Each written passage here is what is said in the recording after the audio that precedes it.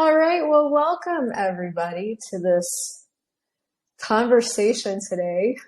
I am Crystal Crawford, for those of you guys that don't know me. And this week in Infinite Being School, it's all about bodies. Now, we've been doing this topic per week as a part of the month of change in the school, but I'm loving this. I'm loving this so much. And so we're going to really continue forward with picking a topic a week and talking about it and asking you about your questions about it.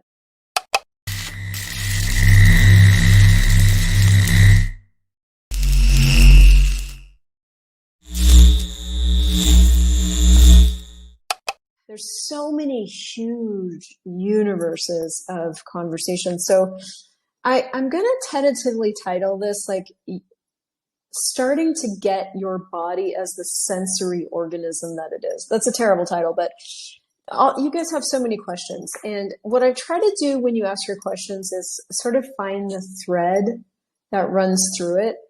And what I'm getting more than anything is that there's just some key things that everyone needs to start to get in order to have a different reality with your body. One of the very first things that you've got to get is that your body has consciousness. Consciousness is what Gary calls the prima materia.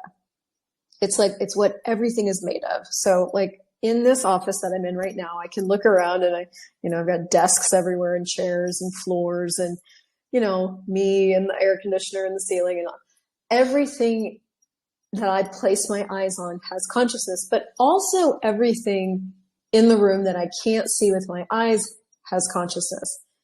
It's literally what everything is made of. And so what Access starts to introduce us to is the fact that we can talk to anything. You can talk to furniture, you can talk to jewelry, you can talk to money, you can talk to your body, you can talk to things because your first language is energy. Everything is composed of energy, and energy speaks. And so I think that's one of the very, very, very first things to get about anything having to do with your body is like energy speaks, your body speaks. So if that's true, then what's left is, well, then how do I talk to it? Right? And this is what I love so much about the specialty class of Access Consciousness called Talk to the Entities, because it teaches you that there's entities and it teaches you that you can talk to them. So when I first heard this conversation about being able to talk to your body,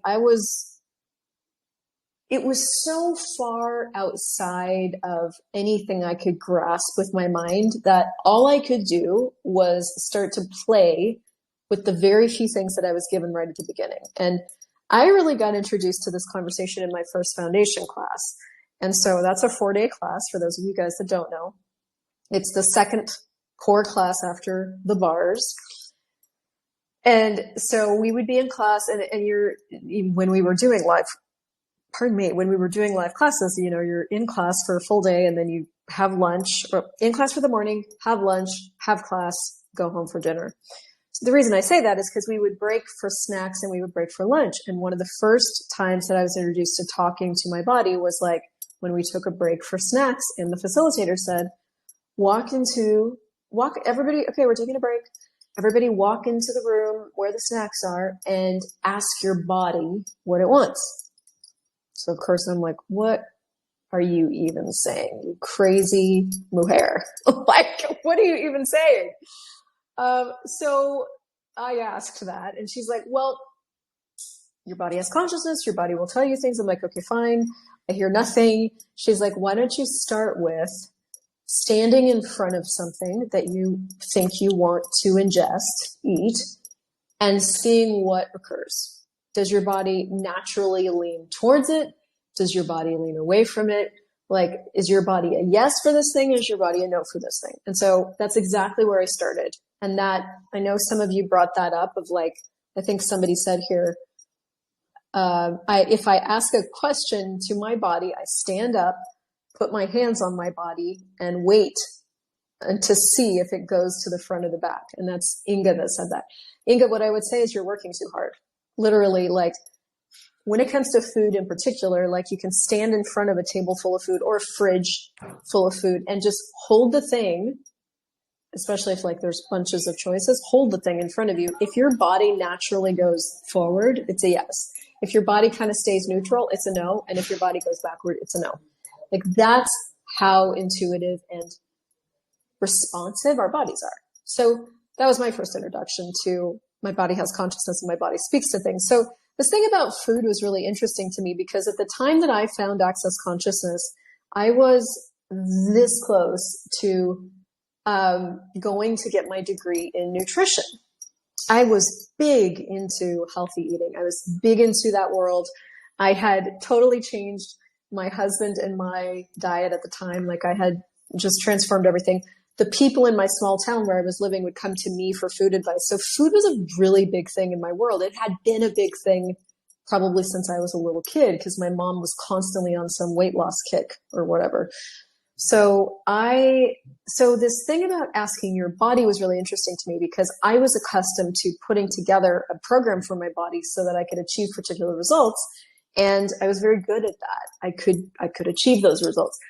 So my fear, and everybody knows what fear is, right? My fear, my distractor from the choices I really have was, here's what I used to distract myself.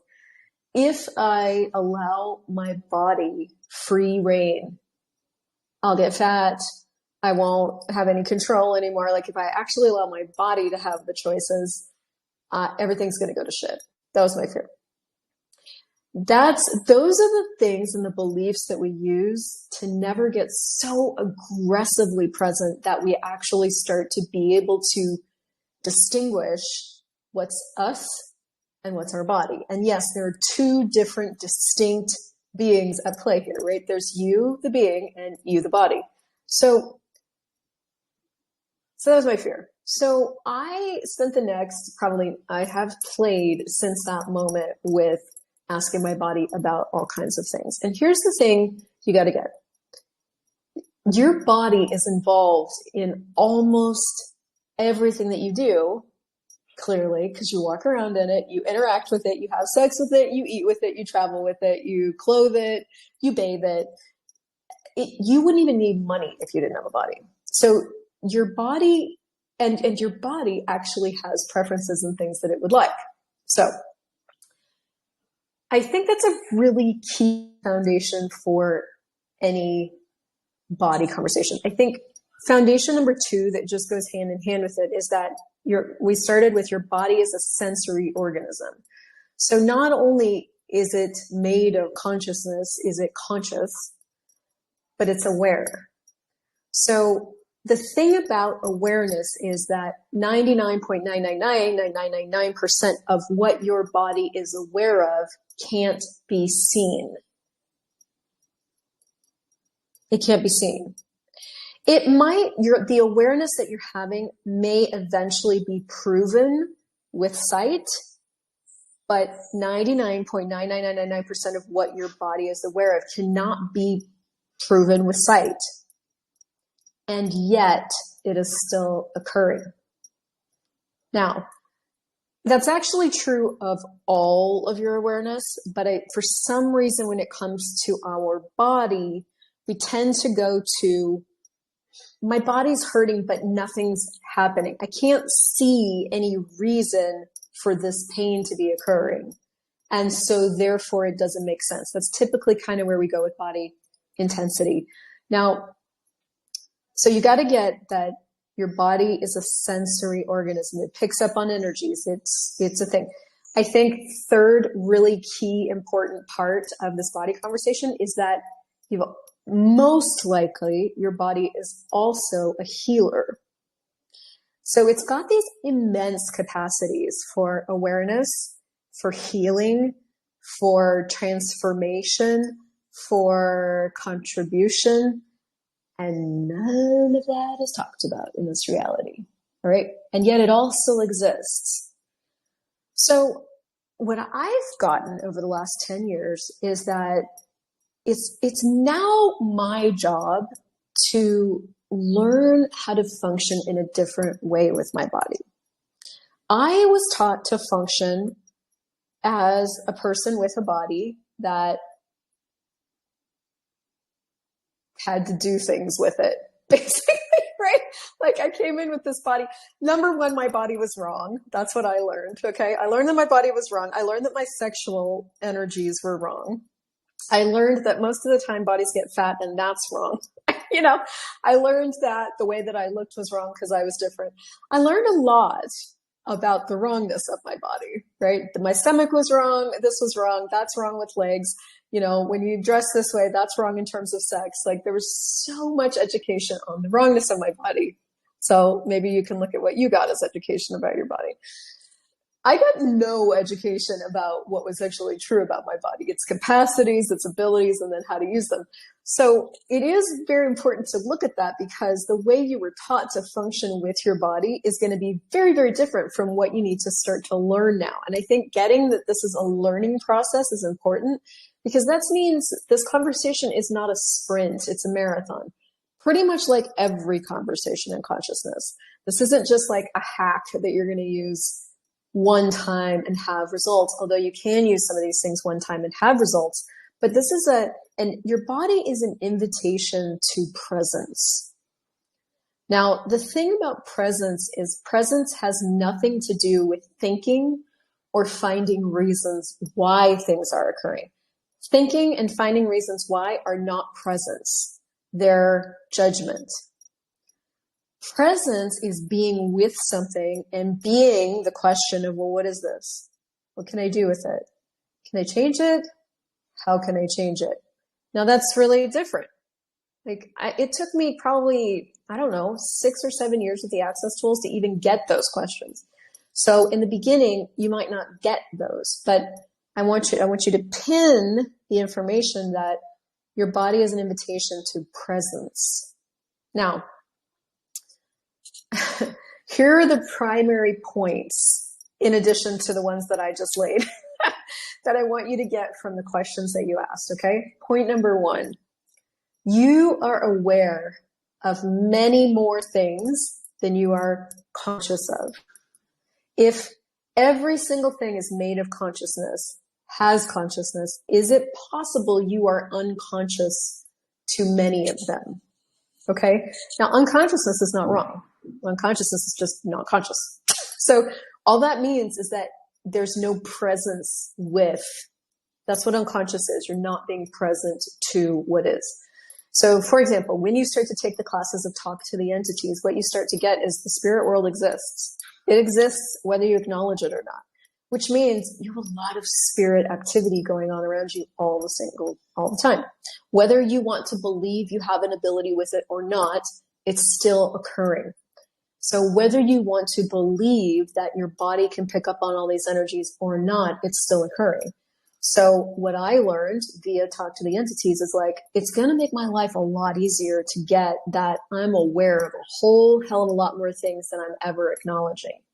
So a key question to ask is, a key thing to get is, if your body's going into any intensity, you've got to ask a question and go, okay, I've decided this is mine. I've decided that it's painful, because some things can be pain. Number 1, is it mine? Now, sometimes with your body, for example, sometimes with your body, it is healing something. So me and my body just chose eye surgery. I just got LASIK on my eyes. Now, my body is most definitely healing and changing the damage that was done to achieve vision. Okay.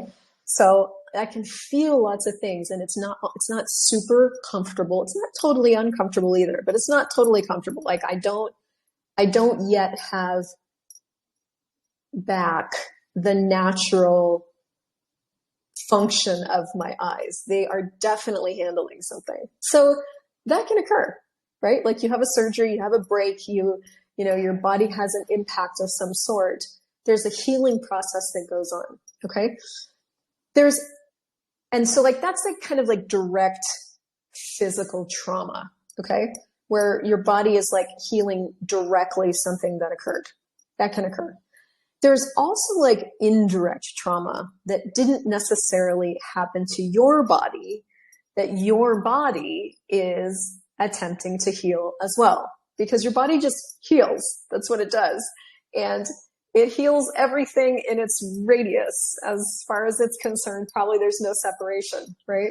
So I forget where I'm going with that, but it's like, I guess that just kind of circles around to my point of your body is a healing body.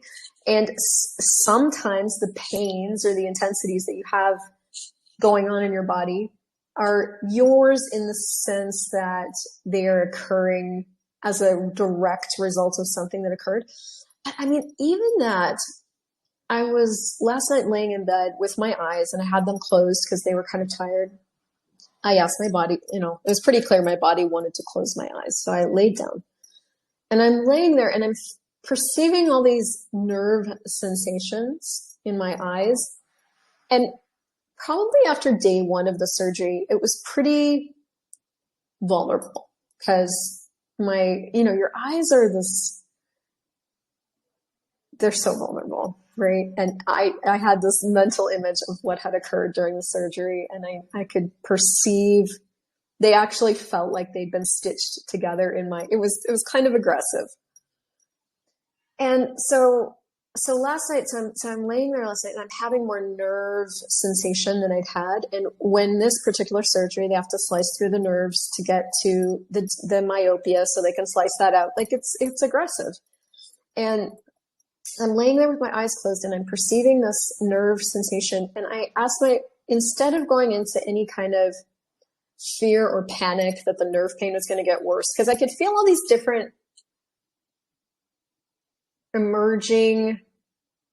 possible emerging energies showing up. Like I could go to panic about this. I could like call the doctor and ask him I could go to panic, call the doctor, ask him if this is normal, cry. Cause it wasn't starting to hurt, but it was definitely more intense than it had been. And like, these are your eyes. It's like, if they start to hurt, what do you do? So I could feel myself almost wanting to go unpresent with it. And so I caught it and I laid there with my eyes closed and I was like, okay, body, are you changing this? Yes or no? I wanted to get a true sense of what was occurring instead of my panicked version of what I was afraid was occurring. And many, many times with body intensity, I find that to be the process. The moment you go into thinking or fear or panic or depression or anything that isn't just being with your body and what's occurring, that's the moment you've taken yourself out of presence. And then from that unpresent position, you have no power. There are no questions. You have no power. There aren't any questions. You've died. Like, so the strength comes in where you need your strength is in recognizing that you just went into not present and pulling yourself back and just being with you and your body. So I'm being with my eyes and all this different information is like washing through my world, right? Like I'm remembering that Gary said in the MTVSS section of the foundation manual, he's like, a lot of times when you're running this body process on certain bodies, they can go through what's called a healing crisis. And in a healing crisis, it always feels worse before it feels better. And so you have to know that so that you can give your client this information, go, hey, listen, we're going to do this, and just get that this is going to unravel a lot of things. And in the unraveling, it could feel more intense before it feels better. And so, this is occurring last night and I am remembering that. And I'm like, is this the moment where it feels worse before it gets better? Yes or no? Just getting more awareness, And, that's actually true of all healing, is that there is always a moment where it looks like it's worse. It feels worse. It looks worse. And then almost always the day after it's like turns the corner. So, but those were the things I was able to access by just lowering all my barriers, pushing down whatever kind of panic I wanted to do, and staying present. And I just kind of stayed present with my body. And I'm kind of illustrating what it takes to change things. So I stayed present and I'm like, body, do you require anything? Is there anything I can contribute to you? And I just laid there and I was with me. And then I fell asleep. And turns out sleep was exactly what my body required. Now, I could have done a lot of different things. I could have added a body process, any body process actually, just so you know. I know there was a question in here about body processes being used as remedies. You can. That's not wrong. Like there's an eye process that I can have run on my eyes. There's also cellular memory. There's also zero sum of trauma. There's also MTVSS. None of them are wrong. It's like any of those. Choose one, choose something. So I had that as a choice. I had bars as a choice. I had staying awake I had lots of choices, right? You always have lots of choices. But I just stayed present with my body and just kept going, what do you require? And then my body fell asleep. And so, we didn't really need to talk much after that, but that's the key thing to get. Now, I do get that sometimes the physical intensity of whatever it is you're handling is like so much that questions don't occur to you. For example, during the surgery, it's very intense. And the rest of my body besides my head and my eyes was like, had no attention being paid to it. So it was just me laying there on the table when really, honestly, they need to like cover you with a weighted blanket and like have people holding your feet and holding your hands just for like that nurturing energy. I had none of that. So I'm sitting there on the table and they're like wrangling my eyes into position. And honestly, my body went into a lot of survival and fear, and there was all these different energies. And I was really doing the best that I could to stay present, but I was really like surviving. I was surviving the moment. Let's just be honest. And so with very, very, very intense physical things that can occur, you can just go into survival. Here's what you got to get. There's always the moment after. There's always the moments after. And, after just had some good cries, I had some bars, I had, like some hugs and some snow, some naps. And there was all the things that allow that trauma to kind of release from your body. So I think that's worth mentioning that, it's like, how many things are you trying to cope with that you can just allow to move through? That was a huge, huge experience. And that's just one example. But like, do you allow those things to move through, or do you try to cope with them and not actually gift yourself the things that would like transmute and transmute those energies, allow them to move through, right? So that. Okay, good. I'm going to look at some of your comments here. Hold on.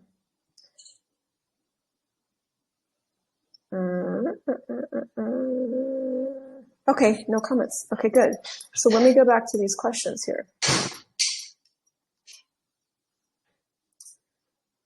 So I have them somewhere very organized that I moved.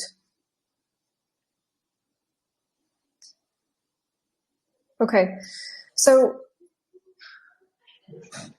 I think there's so many different facets to this. There's like the physical intensity that I've sort of been focusing on because I just went through this major event. There's the eating, the food element. There's all the different ways that you can start to talk with your body. But I want to give you 4 main tools, if you haven't already extrapolated a bunch of tools from what I've said. One of them is like, if I weren't making this significant, what could I choose? Now, this can relate to a lot of different things. This can relate to like, if you've decided that you want to be gluten-free, for example, and your body's like really happy eating gluten-free for a moment, and then it just wants gluten. And if you weren't making gluten-free significant, what could you choose, right? If you weren't making meat significant, could you eat? Like if you weren't making anything significant, what could you choose? And I mean, that tool, man, that can be sprinkled. You can sprinkle that shit on everything, because if you weren't making your weight significant, what could you choose? If you weren't making your no weight significant, what could you choose? If you weren't making this food or that food significant, or not this food or that food significant, if you weren't making your mother significant, like, it's really like taking the significance out of everything. And personally, I would use that for every single body thing ever. So like, if I wasn't making the surgery significant, what could I choose? If I wasn't making the intensity significant, what could I choose? And then if you get, after even this little bit in this conversation, that you're functioning from a lot of significance, form and structure and significance, there's a clearing that goes, how much form, structure, and significance am I using to create the body I cannot enjoy? Am I choosing? And everything that is times a godzillion, will you destroy it and create it all? Right, wrong, good, bad, pop, all night, shorts, boys, and beyonds. Okay, tool number 2 is, am I making something real and true here? There's these other scenarios where, like we talked about in the very beginning, how your body is a healing body. Now, it doesn't have a point of view who it tries to heal. The thing is, your body follows your lead most of the time. So for example, if you've made suffering and other people's pain and other people's struggles real and true, meaning this is happening to them, it's terrible, it's heartbreaking, I'm so sad, any of those energies are making something real and true, instead of just recognizing that people choose what they choose because they choose it, and you care, and how does it get better, and what can we choose? So if something's sticking you, if it's sticking your body, if like you go to work and you're a nurse and you're bringing all those energies home with you, what you got to look at is, well, how much of these have I made real and true? And if you want to follow it up with, and everything that is times a godzillion, I destroy and create it all, you could do that and gift your body some more space. The things that continually stay with you, stick with you, are things that you've made real and true. This is real suffering, real pain, real, like, this isn't a choice. This is something that this person cannot help, and therefore it's real. So what have I made? Am I making something real and true here? Yes or no? If yes, talk and pot it. Okay.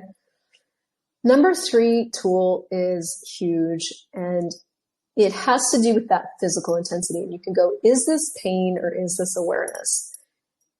You could add to that question, is this healing that I've misidentified and misapplied as pain? Because there's different kinds of intensity. There's different kinds of pain. Like the stuff going on in my eyes right now is definitely healing, right? There's nerves that are regenerating and things that are growing back. So it's important for me to identify it as what it is, so that I don't choose a distractor and get totally off kilter, off into left field around something, right? So when I have things that go on in my body, right now it's been my eyes, then I really look at, like, what is this? This is a pain I need to pay attention to, in terms of, this is a signal. I need to ask my body some questions and get it some assistance. Or is this healing, or is this awareness? So that's important, because then you kind of have a better sense of what direction to take things. Okay. The 4th tool I'm going to add is around food, because it's a 3 to 5 part of, 3 to 5 times a day part of our life. I would start to look at what am I hungry for? Now, this could be its own series, its own thing, but I'm going to throw this in here at the end, and you guys you can play with it, okay? What am I hungry for? Am I hungry for food? Am I hungry for fluid? Am I hungry for an energy? Am I hungry for an element? Am I hungry for acknowledgement? Am I hungry for sensation? What you got to get is that humanoids have different food groups: salt, sugar, water, and energy. Energy are sensations, energies, food energies, liquid energies, right? There's all these different energies. Okay. So what am I hungry for? Food, fluid, energy, element. Is it something I want to ingest, something I want to experience, or something else? Okay. And I guess I'll stop there for now. There's like so many different things we could talk about, but just get that your body is a sensory organism. It's not fucked up and it's not wrong. It's able and aware and it senses things. So now where can you start with playing with that would teach you a different way of being with your body so that you guys can create something and be something different together? Adore you guys. See you back in the school.